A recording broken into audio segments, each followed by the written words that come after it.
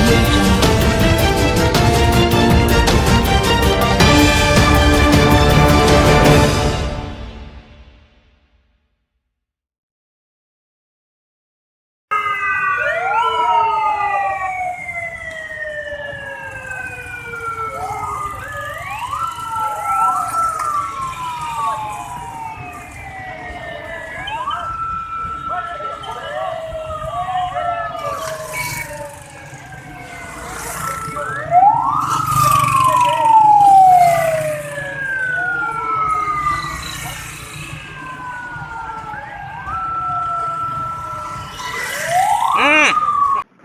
अस्सलामुअलैकुम, आप देख रहे हैं के न्यूज़ चैनल। खबर शामिल करते हैं शेखुपुरा से। हमारे ब्यूरो चीफ ताहिर खान की रिपोर्ट के मुताबिक शेखुपुरा में पाक फौज और पुलिस का मुश्तरका फेलिंग मार्च, जिसकी क़यादत फौज के अफसरान और DPO Sheikhupura Ghazi Salahuddin, additional SP Aamir Khan Niazi, captain Shahroz ने की।